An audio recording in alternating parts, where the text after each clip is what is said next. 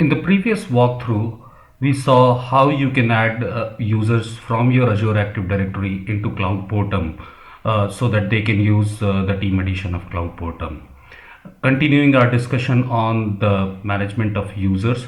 So in this walkthrough, we will see how you can remove users from Cloud Portam, how you can change their management role, and how you can change permissions on cloud resources for a particular user.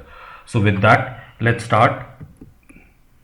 So here I am sitting in my team dashboard, and as you can see, these are the users who are there in as part of my team in Cloud Portam. So first thing let's do is let's try and remove some users.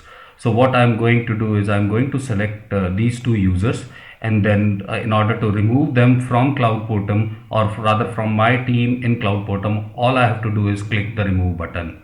So once I click on the remove, and one thing that you need to keep in mind is that when you are removing users, they are only removed from Cloud Portam. So they are not removed from your Azure Active Directory. These users will still exist in your Azure Active Directory, but once they are removed from Cloud Portam, they will not be able to access Cloud Portam. So here we are, and so I will remove them. And now what it is doing is it is removing, and so now I have removed two users from my team in Cloud Portam, and so that's how simple how simple it is to remove users from Cloud Portam. A few things that you have to keep in mind is that you have to be in administrator role to remove users from Cloud Portam. Second thing is that you cannot remove yourself, and the third thing is that you cannot remove the user who actually created the team. So that is a special account, and no matter which role they are, but they are the account owners, so they can't be removed, right? So this is how you can remove the users from Cloud Portam. Now let's see how you can change the role of a user in Cloud Portam. So for example, I'll take this user Akshat Mantri, and I want to change the role of this user. So currently the role, the user is in co-administrator role. So, and to change it, I just have to click on this drop down, select the appropriate role, a user, co-administrator or administrator, and I just click user, and the user's role has changed. So now onwards, this particular user will not have access to the management screen at all. So it's that simple.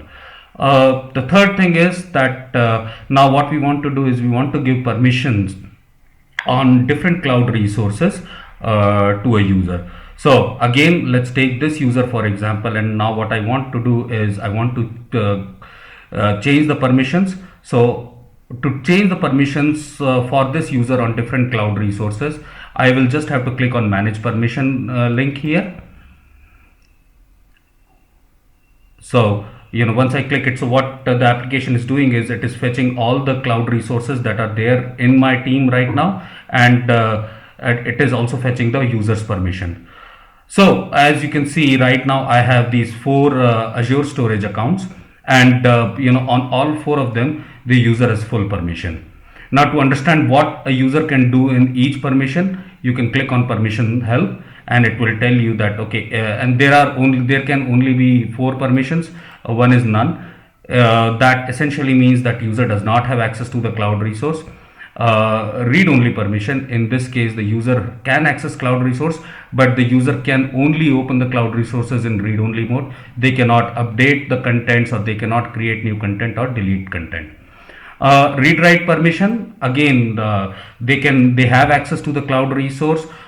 They can create new resources, they can update existing resources, but they cannot delete resources inside a cloud resource.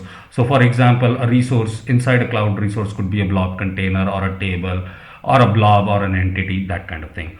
Again, the last permission is full, in which essentially they have complete control over the cloud resource. They can create items in that cloud resource, they can update items in that cloud resource, or they can even delete them.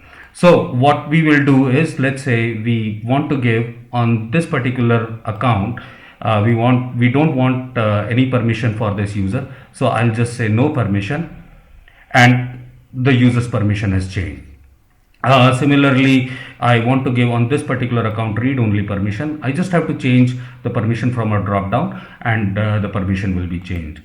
The way it would work is that the next time the user logs in, these permissions would come into play. I mean, if the user is already logged in, then they will use the permissions that were granted to them at the time of login. So the next time a user logs in, that time they will see these permissions. This is how with simply you can change the permissions on a cloud resource. So to recap, on a user, you can import users from your Azure Active Directory into Cloud Portam. You can remove users.